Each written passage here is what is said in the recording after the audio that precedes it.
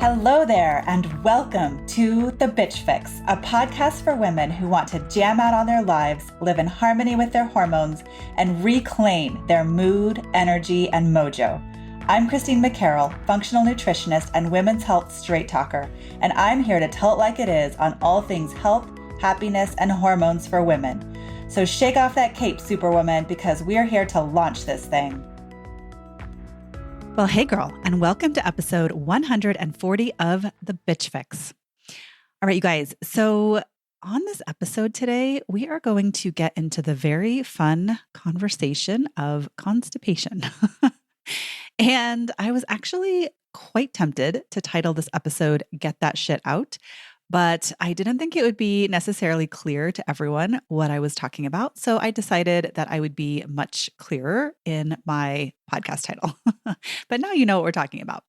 So first of all, why are we talking about constipation? Why is this important? So I will just say, before I go any further, that I have actually talked about the importance of gut health, or basically the functioning of your digestive system, on at least 3 prior episodes, if you want to go back and have a listen. Now, I know I've actually referred to this a whole lot more than these 3, but there are 3 episodes where I was really specifically diving into this one. So I did episodes 24 and 25 were Gut Health for Women, parts 1 and 2.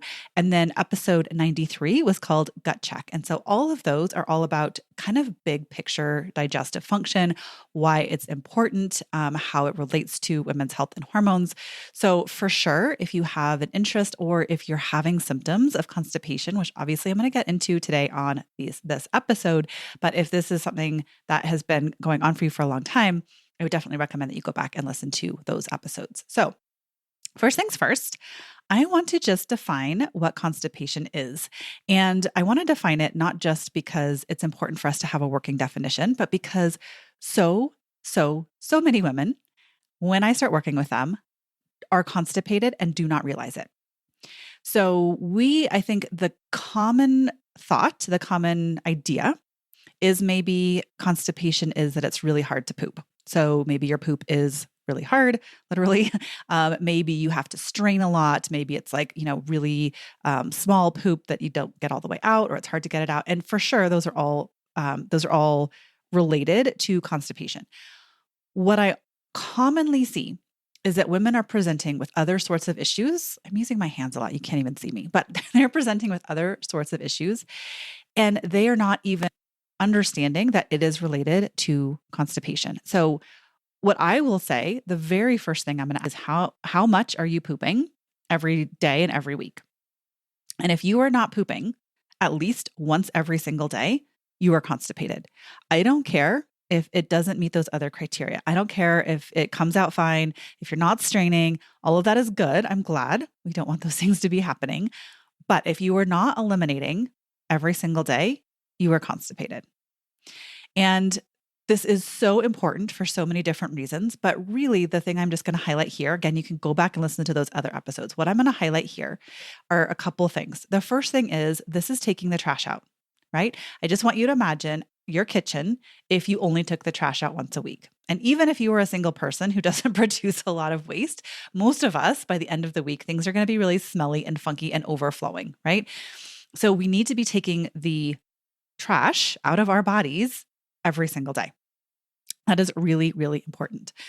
Now, a couple other things that will help define it. One of them is the thing that I was talking about earlier. How easy is it to have a bowel movement, right? So does it come out of your body with ease?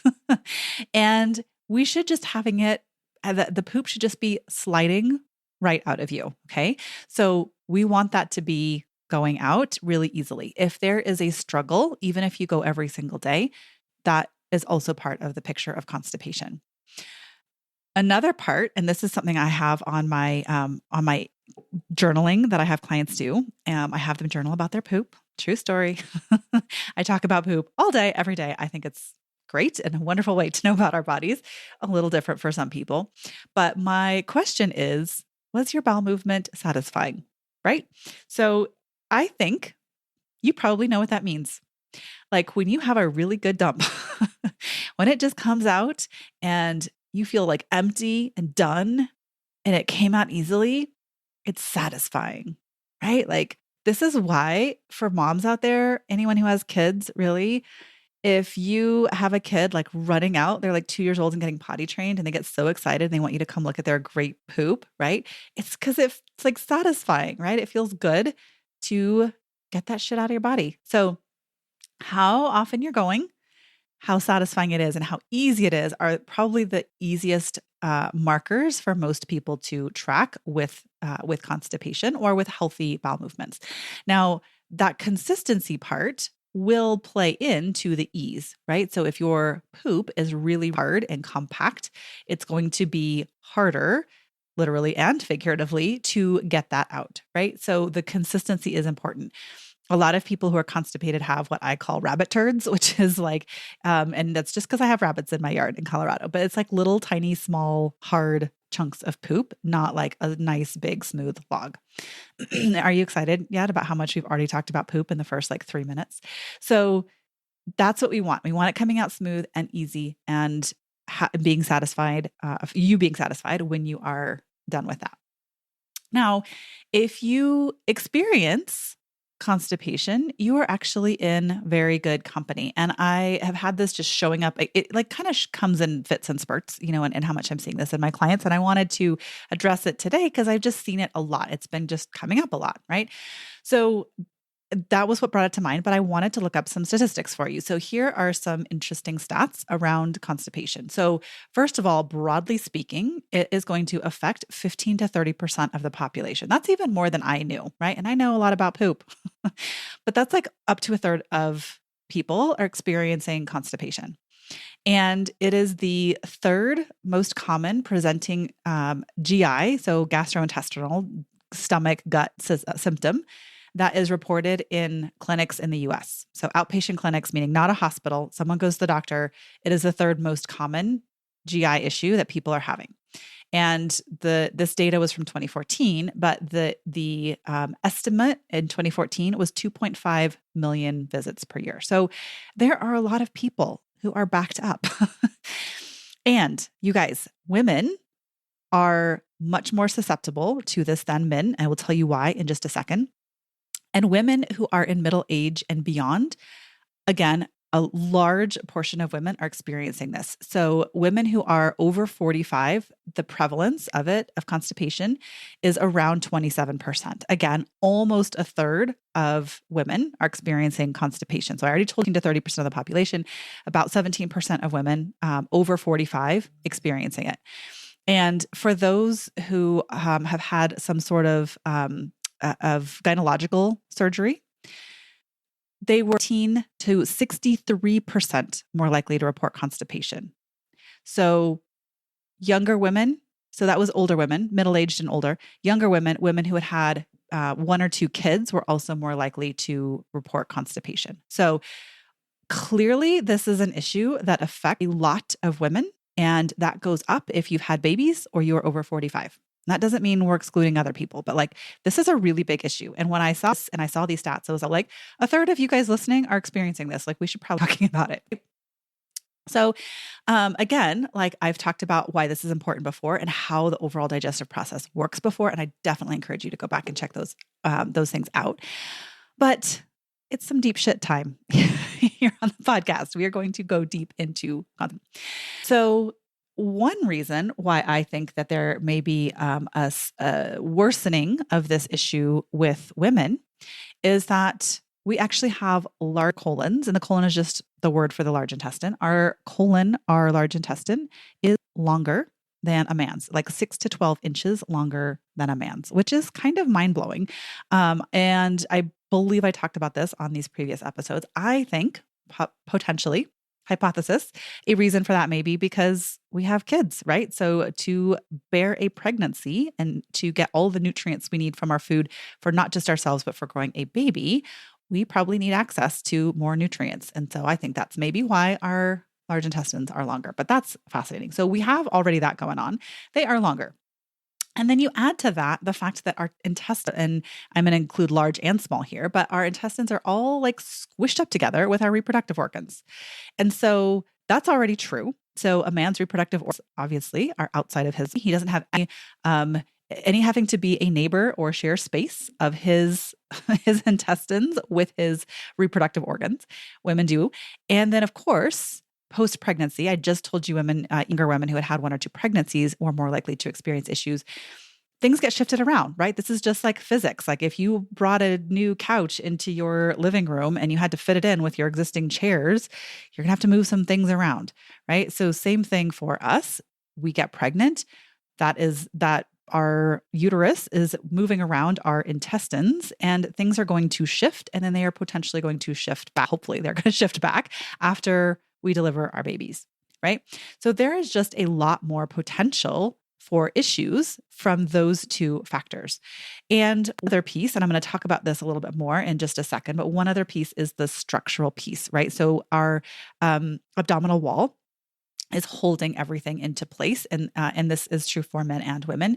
But for women, again, when we have pregnancy, we get that we don't have that support anymore, right? So that abdominal wall is stretching, or when it stretches back, we might have separation. This is going to cause some issues. So just lots and lots of potential issues, again, specifically for women and for sure for women who are a little bit older or who've had babies. So this is one reason why in my signature process, my methodology that of my clients, which is the MacCarroll method, we always, always, always start with how digestion is working.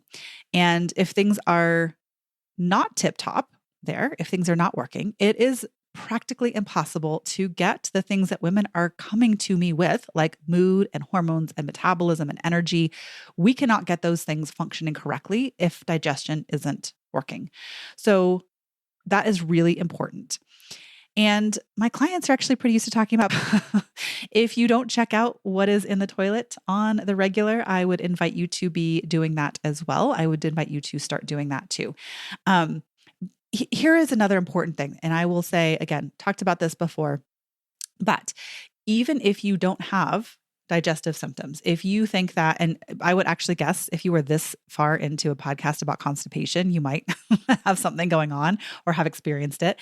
But even if you didn't, we might not have digestive symptoms and yet still have digestive issues, creating problems with things like hormones, skin, detoxification, mood, energy, all of these things. There could be a root cause of digestion. So again, I talked about why that was important before. I just want to reiterate that piece. You don't have to be experiencing symptoms for the digestive system to have an impact on all that.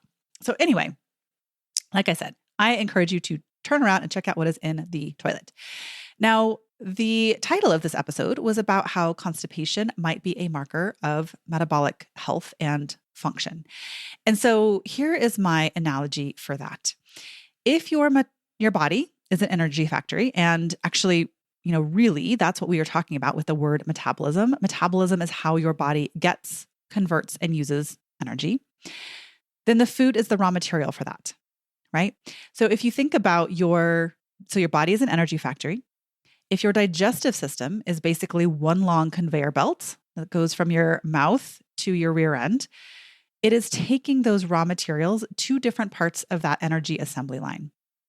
So there are lots of stops along the way with that conveyor belt, but that is the purpose, right? We put materials in, we extract what we need to produce something new, which is the energy and also the building blocks of everything else in your body. And then we pass the waste out at the other side. Now, if your metabolism, which is an energy factory, has lots of broken bits, and maybe everyone is on their lunch break at the same time, and maybe some of the equipment hasn't had the oil change in a really long time, you can be pretty damn sure that it's going to take longer for those raw materials, which is your food, to turn into energy. So the product of the energy factory is energy, right? The raw materials that come in are food. What gets produced is energy. And then the poop is just the trash at the end of the production line, right?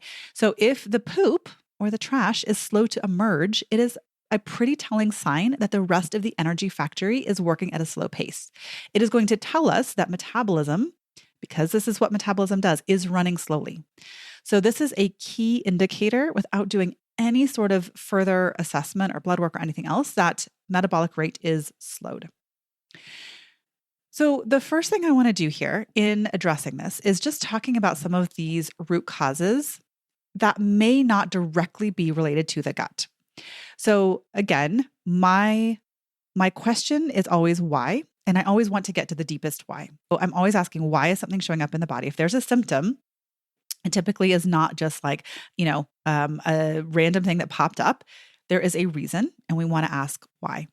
And there are many causes of metabolic dysfunction and or constipation that have to do directly with the functioning of your gut.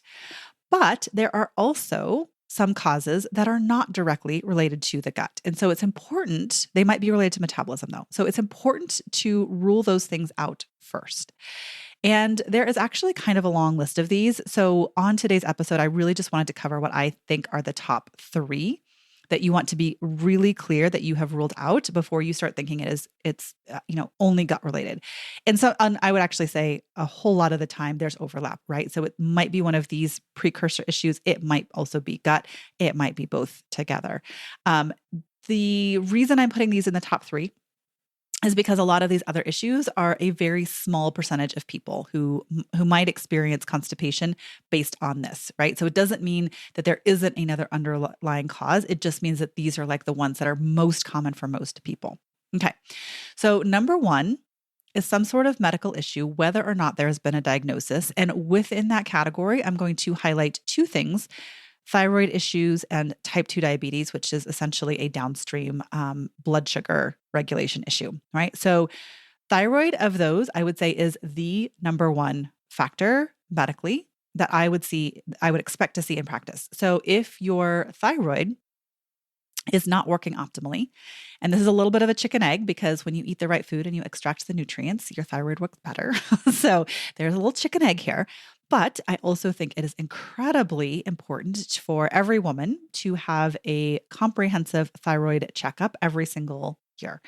Now, I've talked about this one as well on previous podcast episodes. I didn't tag which episodes they were, but you can go back, you can search the podcast. I definitely have talked about thyroid.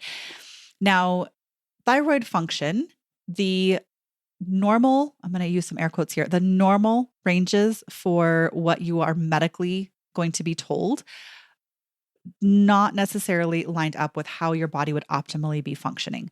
So even if your doctor is only measuring TSH, which I think is a crying shame, but even if your doctor is only measuring TSH, we are not going to be getting an accurate picture if we are looking only at the standard lab ranges. So many women are walking around with a TSH that's like, 3 or 4 or higher really, but over like 4.5, some doctors start to jump in. Over 5.5, most doctors will jump in.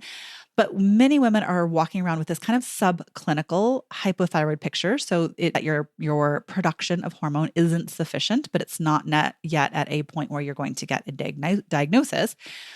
And whether diagnosed or not, if thyroid function is not optimal, it's going to slow the machine down. And so machinery of metabolism, one of thyroid's main purposes is energy metabolism. So for sure, if there's an underlying thyroid issue, we're going to be seeing some symptoms pop up in constipation.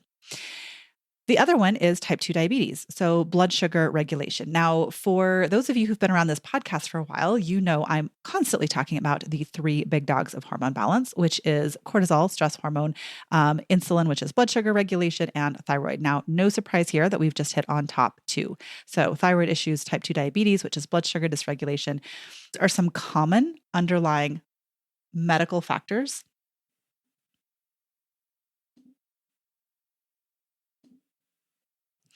Those are some common underlying medical factors for constipation. The number 2 item on my list that is not directly related to the gut, although it has a gut impact, is medication. So many medications, in particular SSRIs, with class of antidepressants, and even some other antidepressants, have constipation as a side effect. And so it's actually no wonder that these medications that have constipation as a side effect also commonly list weight gain as a side effect. Those things go together, right? We are slowing the machinery down. We are slowing the energy factory down. So in my practice and in what I see, I think the most common medication is these SSRIs, but I wanted to list a couple of others that also do have a potential impact. So antibiotics certainly would be top up there with SSRIs. So antibiotics essentially we are doing the work of getting rid of an infection, usually. So quote unquote, bad bacteria that's overgrown in a way that we don't want, that's causing a problem. We're also getting rid of all the good guys, right? So we are supposed to have in our gut, in our large intestine, this is going to blow your mind, you guys, but 3 to 5 pounds of good bacteria. So beneficial bacteria, we're supposed to have 3 to 5 pounds. It would be, it's actually, depending on who you ask, we have 3 to 10 times more bacteria in our bodies than we have human cells. So we are just a big bag of bacteria. So if there is a disruption to that bacteria, we're going to obviously have some downstream side effects. So antibiotics, obviously we are coming in with usually like a wrecking ball and just clearing out the friends as well as the foes. Other things, pain meds, in particular opioid medications. So anything in the family of an opioid medication can create constipation. And I'm going to throw in one supplement here just because I think it bears stating in case you didn't know, iron supplements can be quite constipating. Now, I am not a fan of just supplementing if you don't have a confirmed iron deficiency anemia in general. But also typically the forms of iron that are going to cause problems are like the crappy iron that you're just getting from like a general grocery store shelf, or honestly, like there's a lot of forms that don't work, or if you're taking iron without vitamin C. So we need vitamin C in order to absorb our iron appropriately. Iron supplements in general can create constipation. So it's a good idea to be aware if you are taking an iron supplement that it could cause problem. And then the third most common reason, again, something to investigate and rule out, is brain or spinal cord injuries. So basically, these are conditions that affect the system. And we have a massive input of the nervous system to the digestive system. We talked about it briefly a couple episodes back on the episode I did with Lisa Wimberger, talking about neurosculpting and the vagus nerve. There is a massive input of the nervous system to the digestive system. We have an entire arm of our nervous system devoted just to digestion. It's called the enteric nervous system. So massive implication for nervous system input to the gut. So if you've had, and now I think about even things that you might not think about, like you've been in a car accident and you had whiplash. You're probably, if you had whiplash or were in a car accident, we're not thinking, oh man, I've got a spinal cord injury or potential injury, or, this might be contributing to my constipation. But for sure, if you've had a concussion, if you've had whiplash, if you've fallen off a horse or a bike or a skateboard or whatever you could fall off of, these are things that can create disturbance to the nervous system. And that is going to slow motility. So motility is just like how fast things move through your body from your mouth to your butt. So if you are slowed down based on that nervous system implication, again, that is going to have a downstream impact. And it's something separate from some of the other considerations for the digestive system and for constipation. So once you've done your work of ruling out other things, then we want to think about, okay, so if we've ruled out that other stuff, what are some overlapping issues that are gut related if you've ruled that out? And what I'm going to say again, why I'm saying that these are overlapping and related is that I never work with a client with digestion where we're only talking about one of these things. These are all like overlapping pieces. This is a big Venn diagram, right? But I do want to, again, just think about, and I think it's easiest for us to conceptualize these three overlapping issues to consider to keep things moving along. So the things that I think are important that are directly related to the gut, the number one is what I was just talking about. That's your nervous system. So do we have sufficient stimulation to that vagus nerve? What we were talking about when I was talking to Lisa on that previous episode was we were talking about the vagus nerve and vagal tuning, which is a great word that I'm absolutely using from now on. So tuning or toning is, if you Googled it, you might find that vagus nerve, really important. There's also something called the migrating motor complex. Now, the migrating motor complex, the way that I think of it, is like a big street sweeper that you're getting this muscle contraction, this that goes from the top of your GI tract to the bottom. It's just this big kind of like wave that happens, and it's clearing out the debris, right? one of the things that really disrupts this is constant snacking. So if you are constantly eating, if you are constantly snacking, if you are doing what a lot of people propose, which is at 6 small meals a day, which I am not a fan of, you're never giving your digestive system a chance to rest or to activate this migrating motor complex. So this MMC is what it's known as, needs 3 to 4 hours of no input before it can be activated, right? So no food, that doesn't mean you can't drink water, but no food for 3 or 4 hours to get activation of the MMC and to get your body's natural kind of like trash elimination system moving. So those are the nervous system pieces. The second piece is internal chemistry. So the internal chemistry, the biochemistry, this is where a lot of people turn first. And it's a really important piece. I'm not going to say it's not really important. Again, I'm just looking at the importance of the overlap. So the internal chemistry, the biochemistry, are things like, do you have sufficient stomach acid?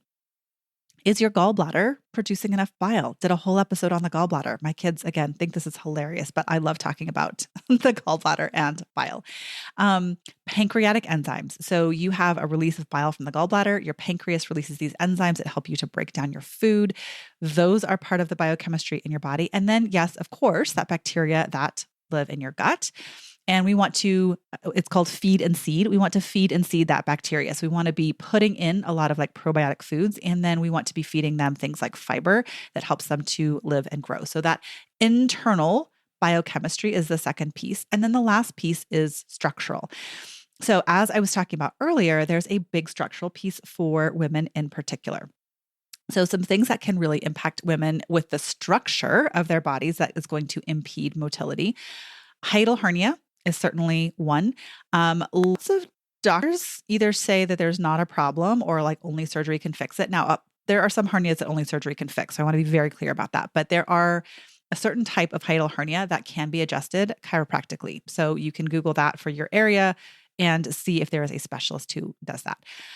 Pelvic issues after childbirth. Now, I should probably, and if you guys know a great pelvic PT that I should have on this podcast, by all means, send them my way.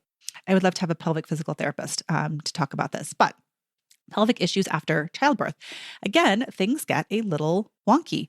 I don't think I've told this story on this podcast before, but when after the birth of my second daughter, things just felt a little wonky with my pelvis. And to be honest, after my first daughter, things had already been weird. So I had something called pubic symphysis, which is basically like the pubic bone like separates because of the ligament softening during pregnancy.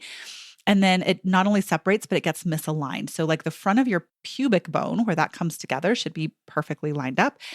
Mine got mine. So I think things were already a little bit jacked after baby number 1. And then by baby number 2, I really had some weird pelvis stuff going on. And I didn't really fully figure out what it was. But what I noticed was when I was trying to do a 5K, like trying to train for a 5K. And I think that I had gone in to like get some new shoes. And it was one of these fancy tennis shoe stores where they have you go on a treadmill and they watch your gait. And basically the guy was like, I don't know exactly what he said, but like the gist of it was your gait is really weird. Like you're running funny. And I was noticing that I would get pain like on one side of my body, like one knee would get weird, like the outside of my leg, and one knee would have pain. And I was just like, something isn't lined up right. Like something's weird. And I happened to like overhear another mom talking in like this mom's group thing that I went to. And she was talking about having had pelvic PT. I had never heard of pelvic PT, but I'm like, this sounds amazing and interesting. I think I need to hear more. So I asked her about it, and she was raving about the person she had been to. I went to go find this pelvic physical therapist, and really had a massive transformation, because what she told me was that my pelvis, so like the bones that are kind of like, they form this like pelvic bowl, right? Like the bones that are kind of at the top of your hips, mine were still open as though I was about to deliver a baby. Right. So this was 2 years later. The baby was our 2-year-old. The baby was a toddler. But my body was still like ready to deliver a baby. So of course, like this weird open pelvis was causing a lot of problems for me. So for sure, I think it's a great idea to talk to a pelvic physical therapist if you feel like things are wonky after childbirth.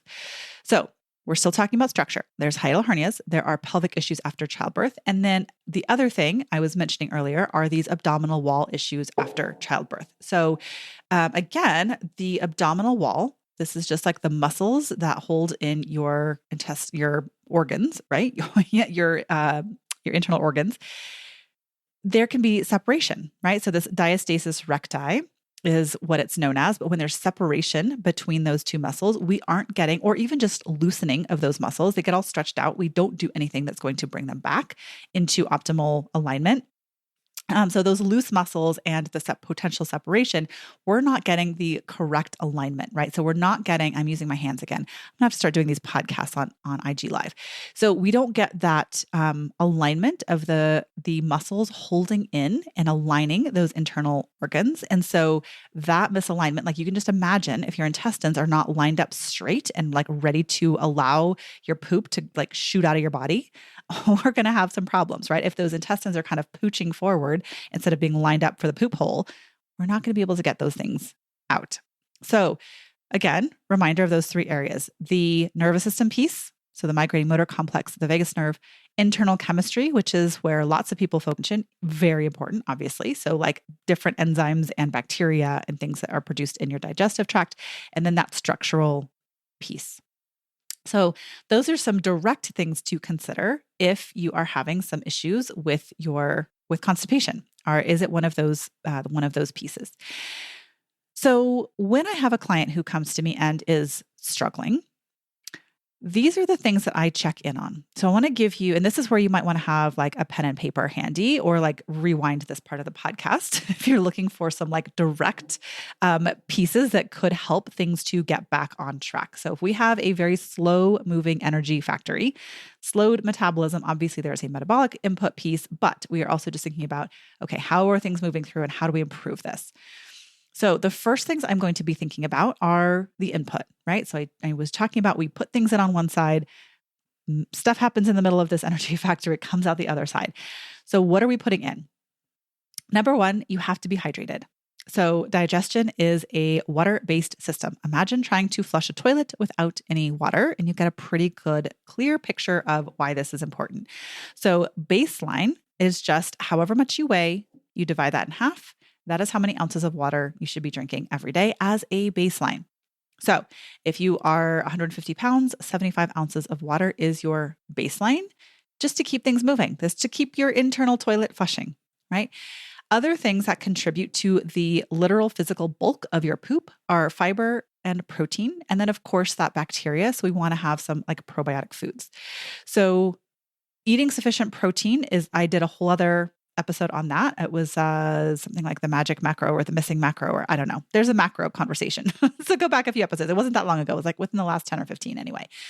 So protein, really, really important. Lots of women are deficient in protein. I tend to see women being more depleted than men. So you need enough protein. We need enough water. And then fiber, also really important. Again, fiber is one of those things that I see as being quite low in the modern diet. So if you're using any sort of a tracker to track your food, and if you're not, track it for a week and see what you find. Look at something like, and I'm not sure if MyFitnessPal does it. I often talk about Chronometer. I will put a link to Chronometer in the show notes. It's my favorite food tracking device or software, because it literally gives you all of this breakdown. It's not just your macros. And I think this other breakdown is critically important. So you can see how much fiber you're getting if you track your food for, let's say, 5 days, right? And kind of ballparking estimate, we're going to say a minimum of 25 grams of protein to have, fiber to have a healthy bowel movement. So 25 grams of fiber every single day. I would say a majority of my clients, when we start working together, do not have that fiber level dialed in. If there's constipation, it's one of the very most important top things we're going to start figuring out. And then as a bonus, probiotic foods. So this is living foods. This is things like yogurt and kombucha and sauerkraut, things that have that good bacteria in them. Because again, that bacteria in our gut, we are this symbiotic creature with this bacteria. We need plenty of good bacteria to keep things running. So we're in number one. This is input: water, fiber, protein, probiotic foods.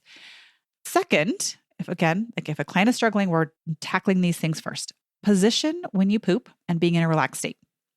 So position when you poop, I was talking about with the abdominal wall, holding things in. Also, for all of human history, we squatted to poop.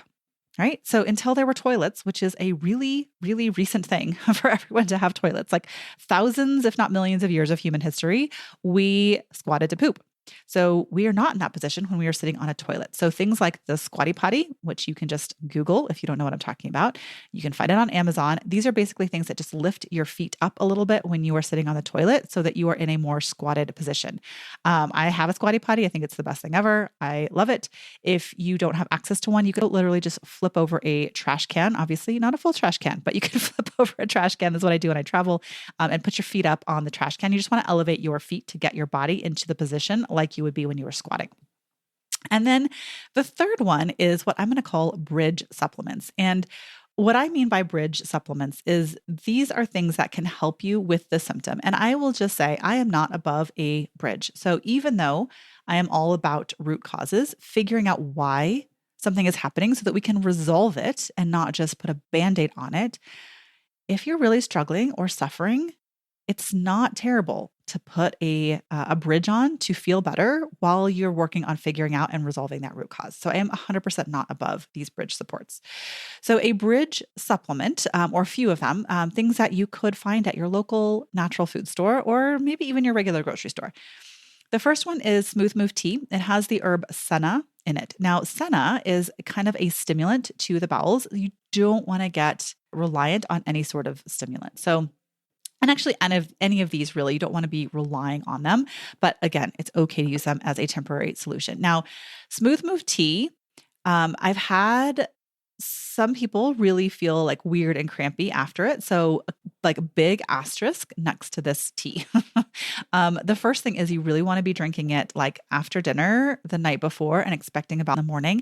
And because I've had some clients who've had like some like weird cramping, I myself took it one time and like had a really loose stool for like 5 hours. Probably this is not a thing to do like the day before an important meeting at work. So if you're able to be at home and like, you're okay to just like hit the bathroom when you need to get things going, Smooth Move Tea is a good bridge. The second thing is digestive enzymes. So digestive enzymes are just enzymes that help you break down your food. So again, our pancreas really should be, if our pancreas is working optimally, if it's working well, and if we have upstream, we have the stomach acid, really strong stomach acid triggering the pancreatic enzymes. We shouldn't really necessarily be needing these, but again, many of us are not sufficient there. So taking some digestive enzymes will just help your food break down better. And if your food is broken down better, it's going to be easier for your body to handle and it's going to move things along more quickly and smoothly. So digestive enzymes can be great. And then the final one is magnesium. So there are two forms of magnesium that are helpful for getting things moving. So that is magnesium citrate and magnesium oxide. Now, different ones work different for different people. So you can do a little bit of experimentation to see what works for you. Both of these forms, there's a lot of forms of magnesium out there. And essentially what it is the magnesium molecule is attached to something else, right? So it is not just pure magnesium, it's magnesium and it comes bound to another molecule. So like citrate or oxide are the things that the magnesium is bound to.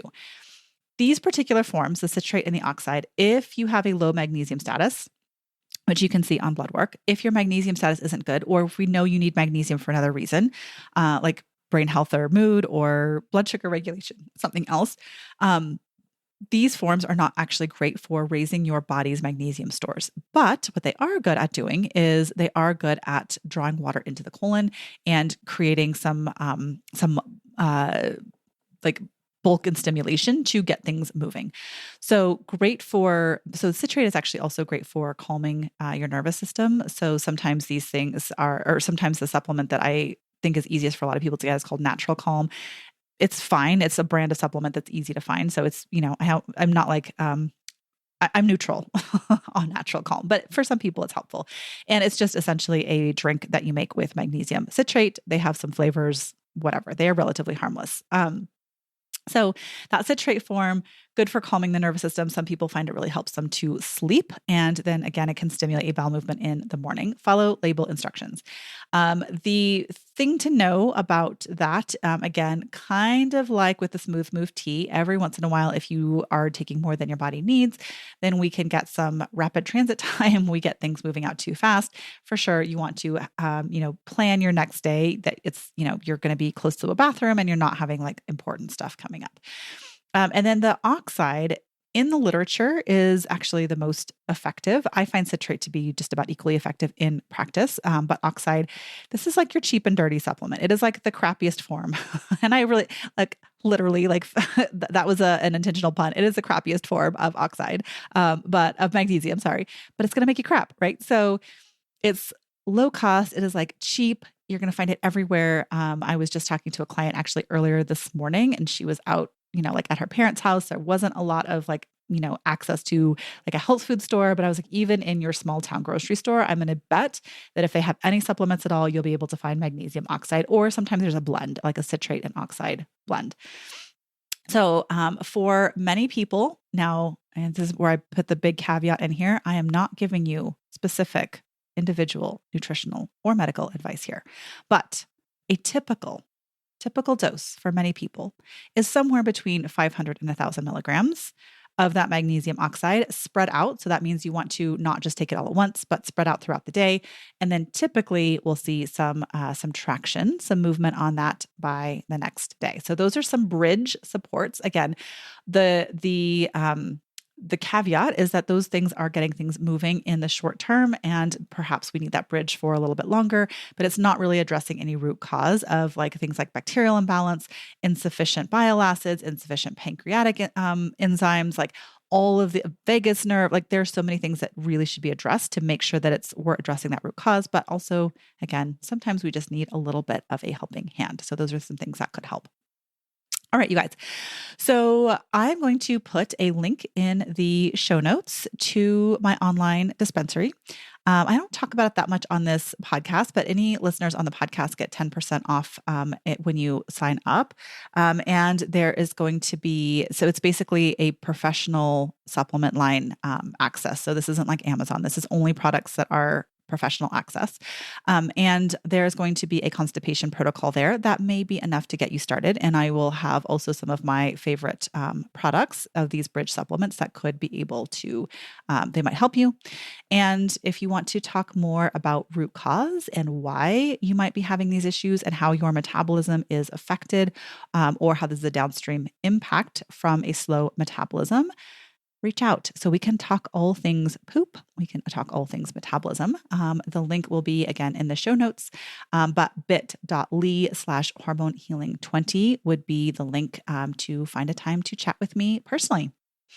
All right, you guys, happy pooping and have a wonderful rest of your week and weekend. And I will talk to you next time. Hey, if you've been on the hormonal roller coaster and want to know how to put the theories and strategies shared on this podcast to work for your body, I want to invite you to join me in my program, The Bitch Fix in 6 Steps to Happy Hormones. I'll help you heal your hormones naturally so you can get your mood, energy, and mojo back and live the badass life you were designed for. This is the work I've done with hundreds of women, and it can work for you too. To learn more, go to thebitchfixin6.com. I can't wait to meet you inside.